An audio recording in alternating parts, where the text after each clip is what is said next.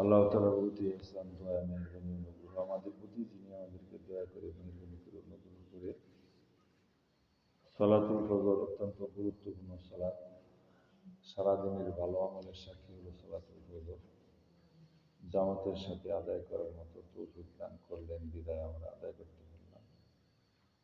তাই আল্লাহর সামনে দাঁড়াবো আমরা কালিমাতুশ শুকর, আলহামদুলিল্লাহ, এবং আল্লাহর কাছে আমরা দরখাস্ত অ্যাপ্লিকেশন করি দিনের শুরুতেই, সারাটা দিন তোমার সৃষ্ট জীবের সকল প্রকার অনুষ্ঠান থেকে, সকল প্রকার বিপদ এবং মুসিবত থেকে আমাদের সবাইকে তুমি হেফাজতে রাখি, এবং যে যেখানে থাকি বাকি অর্থের সালাতগুলি আমরা যেন সম্ভব হলে জামাতের সাথে আদায় করতে পারি, সম্ভব না হলে একা হলেও যেন আদায় করতে পারি। আল্লাহ তুমি আমাদেরকে তৌফিক দান করিও, সকলে মিলে আল্লাহ আল্লাহ আল্লাহ এই দিনের বেলা যদি আমাদেরকে মৃত্যু দেওয়া দেওয়া, আল্লাহ মৃত্যুর সময় আমাদের মুখে তুমি কালেমা তাইয়্যিবা জারি করে দিও, সকলে মিলে আল্লাহ। সেই সাথে একটা মূল্যবান হাদিস জেনে নিই। হাদিসটা হলো এই: ফজরের নামাজ আনতে, ফজরের নামাজের পরে সূর্য ওঠার আগ পর্যন্ত সেই বৈঠকে বসে থেকে তাসবিহ তাহলিল করার পরে সূর্য ওঠার পরে যদি 2 রাকাত সালাত আদায় করা হয়, তাহলে তার আমলনামায় একটা কবুল হজের নেকি, যে হজটা মাকবুল হয়েছে আল্লাহর কাছে, এরকম একটা হজের নেকি, আর একটা কবুল উমরার নেকি, যেটা সিজন ছাড়া করা হয়, একটা কবুল উমরা হজের নেকি তার আমলনামায় দেওয়া হবে। সকলে বলে আলহামদুলিল্লাহ। সাহাবাগণ আশ্চর্য হয়ে জিজ্ঞাসা করছেন, রাসূল গো, তার আমলনামায় একটা কবুল হজের নেকি, একটা কবুল উমরার নেকি দেওয়া হবে? রাসূল আকরাম সাল্লাল্লাহু আলাইহি ওয়াসাল্লাম 3 বার বললেন যে একটা কবুল হজের নেকি, একটা কবুল উমরার নেকি তার আমলনামায় দেওয়া হবে। এই কথা 3 বার বলবেন। সকলে বলে আলহামদুলিল্লাহ। কাজে কাজে একটা মূল্যবান কথা জানলাম, যদি আমল করি, যাদের সময় আছে, সুযোগ আছে, সাংসারিক ঝামেলা নাই, গরু বাইর করুন লাগে না, বা বিভিন্ন রকমের সমস্যা নাই, এরা সুযোগটা গ্রহণ করতে পারি। কারণ অনেকেই আমরা হজ করতে পারি না, এখানে আমরা হাজি সাহেব কেউই নেই। কাজেই কি বলা হয়েছে, মাকবুল হজ, যে হজটা কবুল হয়েছে, হজ করিয়া 6 লাখ 8 লাখ টাকা খরচ করিয়া হজ করিয়া শিওর দিতে পারে না যে আমার হজটা হালাল টাকায় হয়েছে এবং আমার হজটা আল্লাহর কাছে কবুল হয়েছে, এটা কেউ শিওর দিতে পারে না। আর এখানে হাদিসে বলা হয়েছে মাকবুল হজ, আসলে যে হজটা কবুল হয়েছে সে একটা হজের নেকি, আর একটা সিজন ছাড়া যেটা করে ওইটাও হজ, ওটা হল উমরা হজ।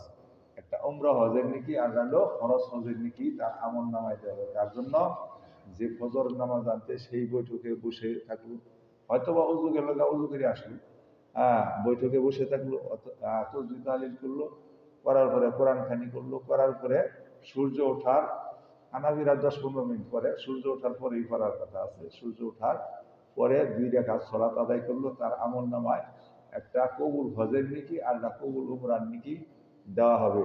সাহাবাগণ আশ্চর্য হয়ে জিজ্ঞাসা করছে, একটা কবুল হজের নেকি, তার একটা কবুল উমরার নেকি দেওয়া হবে? রাসূল সাল্লাল্লাহু আলাইহি ওয়াসাল্লাম 3 বার বলছেন, একটা কবুল হজের নেকি, একটা কবুল উমরার নেকি, একটা কবুল হজের নেকি, একটা কবুল উমরার নেকি, একটা কবুল হজের নেকি এবং একটা কবুল উমরার নেকি তার আমল নামায় দেওয়া হবে। সকলে বলে আলহামদুলিল্লাহ।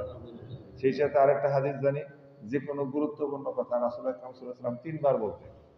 যে কোনো গুরুত্বপূর্ণ কথা রাসূল আকরাম সাল্লাল্লাহু আলাইহি ওয়াসাল্লাম 3 বার বলতেন। আমরাও গুরুত্বপূর্ণ কথা 3 বার বললে এটা রাসূলের সুন্নত আদায় হবে। সকলে বলে আলহামদুলিল্লাহ। আরেকটা কথা জেনে নিই, অনেকে কিন্তু মনে করতেছে এখন যাই ঘুমাও, কিন্তু ফজরের নামাজের পরে সূর্য ওঠার আগে ঘুমানোটা নিষেধ, এবং মাগরিবের নামাজের পরে এশার আগে ঘুমানো নিষেধ। ঘুমানোর কথাও আছে, আবার ওঠার কথাও আছে। এবং জোহরের নামাজের পরে খাওয়া দাওয়া করার পরে ঘুমানোটা সুন্নত। সকলে বলি আলহামদুলিল্লাহ। জোহরের নামাজের পরে খাওয়া দাওয়া করার পরে ঘুমানোটা সুন্নত আসর পর্যন্ত। সকলে বলি আলহামদুলিল্লাহ। যাদের সময় আছে, সুযোগ আছে, এই সময় ঘুমাবেন, অর্থাৎ জোহরের নামাজ পড়িয়া খাওয়া দাওয়া করিয়া আসর পর্যন্ত বা 8 ঘন্টা ঘুমাইলেন, এটা সুন্নতি ঘুম হলো। সকলে বলি আলহামদুলিল্লাহ। তাহলে সকালবেলা যে ঘুমায় তার রিজিকের বরকত কমে না, অর্থাৎ সকালবেলা কি কাজের সময়, আপনি ফান্তাসিরু ফিল আরদ, নামাজ পড়ার পরে জমিনে হালাল রিজিক অন্বেষণ করবেন, কাজ হালাল, এটা ইবাদত। আল্লাহ রাসূল বলেছেন, আল কাসিবু হাবিবুল্লাহ, যে পরিশ্রম করে খায় সে হলো আল্লাহর বন্ধু। সকল বলুন আলহামদুলিল্লাহ। এই কথা বলে নাই যে মসজিদের ইমাম সাহেব আল্লাহর বন্ধু, মাদ্রাসার প্রিন্সিপাল আল্লাহর বন্ধু, এটা বলে নাই। একাধিকবার হজ করে আছে আল্লাহর বন্ধু না, যে নিজে হালাল রিজিক অন্বেষণ করে খায়। আল কাসিবু হাবিবুল্লাহ বলছেন যে যে পরিশ্রম করে খায় সে হলো আমি আল্লাহর বন্ধু। সকলে মিলে আলহামদুলিল্লাহ। কাজেই সমস্যা নাই, এগুলি জানার অনেক কিছু আমাদের বাকি আছে, এই জন্য আমি জানাই দিলাম আপনাদেরকে। আরেকটা দোয়া কবুলের সময় যে বৃষ্টি হচ্ছে না, এই বৃষ্টি পড়তেছে, বৃষ্টি পড়া অবস্থায় দোয়া কবুল হয়। সকলে বলি আলহামদুলিল্লাহ। আরেক সিস্টেমের দোয়া কবুল হয়, যেমন আজান হয়েছে, আজান হয়েছে একামত হয় নাই, আজান হয়েছে একামত হয় নাই, আজান এবং একামতের মাঝখানে যা দোয়া করা হয় আল্লাহর পক্ষ থেকে ফেরত দেওয়া হয় না, কবুল করা হয়। সকলে বলি আলহামদুলিল্লাহ।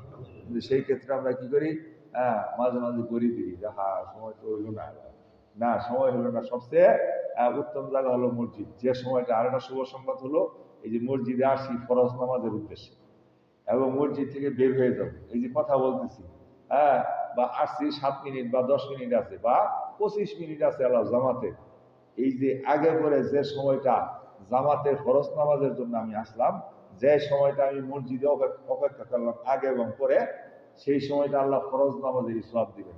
সকলে বলে আলহামদুলিল্লাহ। তাহলে কামলা লয়ে যদি কাম না করে এই ময়না দেওয়া হয়, ফরজ নামাজ পড়লাম ফরজ নামাজের সওয়াব। কিন্তু এই যে কথা বলতেছি মাসলা মাসাইল জানলাম, এটাও ফরজ নামাজের সওয়াব দিবেন আগে এবং পিছনে। এবং কি আরো বলছেন কি, নামাজের জন্য উঠছি না, নামাজের জন্য 3টা বাজে বা 3:15 বাজে যাই উঠছি, নামাজ পড়ার উদ্দেশ্যে আমি প্রস্রাব করতে গেছি, পায়খানা করতে গেছি, অজু গোসল করছি, নামাজের প্রস্তুতিটা আল্লাহ নামাজের সব দিবেন। সকলে বলি আলহামদুলিল্লাহ। আল্লাহ আমাদেরকে তৈরি করছেন মহব্বত করিয়া, আমাদেরকে জাহান নামে দেওয়ার জন্য। আল্লাহ বলছে ওইদার তেল কাফের, কাফের মুশরিক বেদিনের জন্য জাহান নাম, মুমিন মুসলমানের জন্য জাহান নাম তৈরি করছি না। আল্লাহ কিন্তু বিয়াদিকার খাইর, আমাদের মঙ্গল চান। এবং উদাহরণস্বরূপ আমাদের প্রত্যেক গার্জিয়ানই কিন্তু আমরা ছেলে মেয়ের মঙ্গল চাই, কিন্তু তাবু ছেলে মেয়ে অমঙ্গল চাই না। এরকম আল্লাহ আমাদের কি বলছেন, বিয়াদিকাল খাই, আমার নিকট সমস্ত মঙ্গল, তোমার মঙ্গল আমি চাই। কিন্তু আল্লাহ মঙ্গল চাইলে কি আমরা মঙ্গলের রাস্তায় নাই। এই যে এত বড় এলাকা, আমরা ফজর নামাজ পড়লাম কোন সময়, মাত্র মনে করি 3, 3, 6, 6, 3, 9, 10 জন, আলহামদুলিল্লাহ। 10, 11, 12, 13 জন হয়েছে, আলহামদুলিল্লাহ। কিন্তু এলাকা হিসেবে কি এটা যথেষ্ট? এলাকা হিসেবে এটা যথেষ্ট না। কাজেই মুসলমানরা বিভিন্ন দেশে মাইর খাইতেছে। কারণ কি জানেন? কারণ হলো মুসলমানরা জয়লাভ করবে কোন সময়, এটা অনেক মুসলমানরাই, অধিকাংশ মুসলমানই জানে না, কিন্তু ইহুদি খ্রিস্টান জানে। যেটা মুসলমানের চরম এবং পরম শত্রুকারা জানে ইহুদি খ্রিস্টান। ইংরেজরা ওই যে জায়গায় যে বসনিয়ান যাদেরকে মারতেছে, ইহুদি এবং খ্রিস্টানরা চরম শত্রু।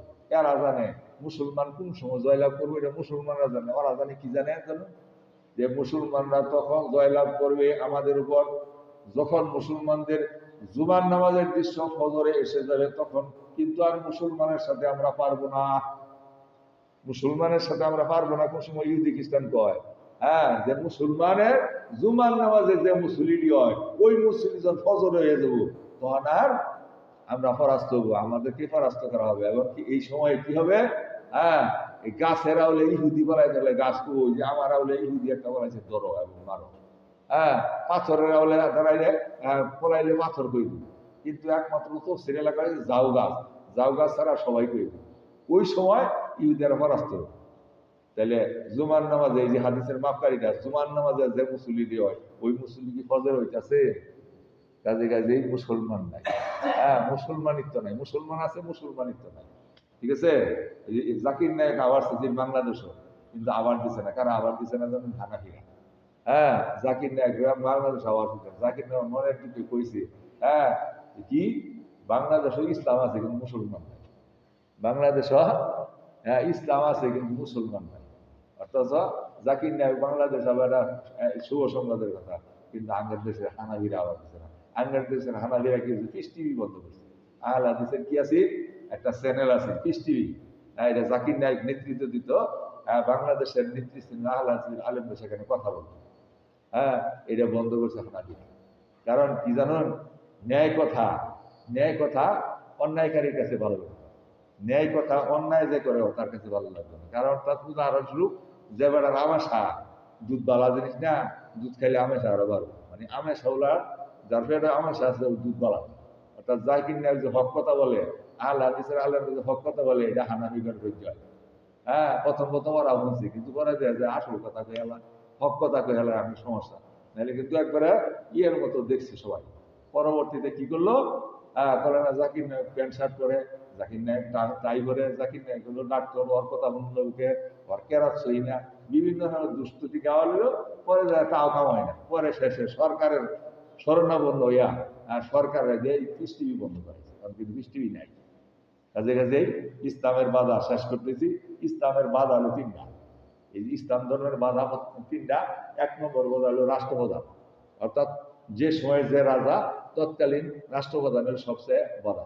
যেমন ইমাম আবু হানিফার সময়ে ইমাম আবু হানিফারে কি করছে, রাষ্ট্রপ্রধানে বলছে চিফ জাস্টিস অর্থাৎ প্রধান বিচারপতি দায়িত্ব নিলাম, যে না আমি প্রধান বিচারপতির দায়িত্ব নিব না, আমি পালন করতে পারবো। এই অন্যায় তারা জেলও করছে 8 বছর জেল খাটার পরে বিষ প্রয়োগে মাইরা তার লাশ বাইতেছে, জেতা বাইতেছে। ইতিপূর্বে যেরকম হইলো যে সাইদি 5 মিনিট আগে কি হইলো, হাসতে আসে, আর 5 মিনিট পরে বেরিয়ে গেল। এটা কি মরার সিস্টেম হইলো? আল্লাহ ভালো জানেন কি হয়েছে কি না হয়েছে। ইনশাল্লাহ খবর ক্রমান্বয়ে প্রকাশ হোক। তো বলতেছিলাম, আপনি সঠিক ইসলাম পালন করবেন, 1 নম্বরে আপনার রাষ্ট্রপ্রধানে বাধা। 2 নম্বর বাধা কারা জানুন, সেরেকপন্থী রয়েছে পেলাম না, যাদের পেড়াও শুরু করা দুধ খাইলেও সমস্যা। অর্থাৎ হক কথা বলবেন, সেরেক বেদাত, টুপিদারি জুব্বা বান্দারি সব আছে, কিন্তু আমাদের বিরুদ্ধে লাগে। অর্থাৎ ওরা সেরেক বেদাত পন্থী, সেরেক বেদাত পছন্দ করে, এরা আমাদের বিরুদ্ধে লেগে যাবে। 2 নম্বর বাধা। 3 নম্বর বাধা হলো আলেমে সু। আলেমে সু কারা জানুন, আলেমে সু হলো দুনিয়ামুখী আলেম, মানে দুনিয়ার স্বার্থের জন্য একটু ঘুরাই দেবে। উদাহরণস্বরূপ ওই চট্টগ্রামে বলছিল এক হুজুরে, যে মূর্তি যে বানাইতেছে, এটা তো মূর্তি, এই মূর্তি বানানো ঠিক না, এর লেবার কিন্তু অনেক লাইজমান হয়েছে, অনেক জেল জরিমানা হয়েছে। কিন্তু সব আলেমরা এই কথা বলছে ঠিক আছে। আলেমরা কি করেছে জানেন, ঘুরাইছে বলে ওটা ভাস্কর, ওটা মূর্তি না, ওটা ভাস্কর। অর্থাৎ আমি একটা কথা কইলাম, আর 5 জন আলেমে যদি ওটা ঠিকই আছে, তাহলে ব্যক্তির এই জেলে নিল, নাহলে মাফ করে দিল। কিন্তু কি কইছে, ওটা মূর্তি না, ওটা ভাস্কর বানাইছে। ঠিক আছে, এরপরে ক্ষমতা যাওয়ার পরে মূর্তির মধ্যে মারসাপ করছে না। হ্যাঁ, অনেক মানুষ আছে জয়ের নেওয়া হয়, হ্যাঁ জয় দেখলে হয় করবো, আর খেলা দেখা আছে, হ্যাঁ শিল্পী দিকে আঁকাবো, খাইটা দিকে আছে, এরা হইলো মুনাফিক। এরা হইলো মুনাফিক। বলা আমি একশা ইল্লাল্লাহ, আল্লাহকে ছাড়া কাউকে ভয় করা যাবে না, আল্লাহকে ছাড়া কাউকে ভয় করা যাবে না, ভয় করলেই সেরে ফেলবে। আল্লাহ তাআলা আমাদেরকে সঠিক বুঝ দান করুক, এবং সঠিক পথে চলার জন্য তৌফিক দান করুক। সকলে বলে আল্লাহুম্মা আমিন। আকুলু কাউলি হাযা আস্তাগফিরুল্লাহ লি ওয়া লাকুম ওয়া লিজামিল মুসলিমিন ফাস্তাগফিরহু ইন্নাহু হুয়াল গাফুরুর রহিম। আসসালামু আলাইকুম ওয়া রাহমাতুল্লাহি ওয়া বারাকাতুহু। বৃষ্টি নামছে, যদি বসে একটু তালিম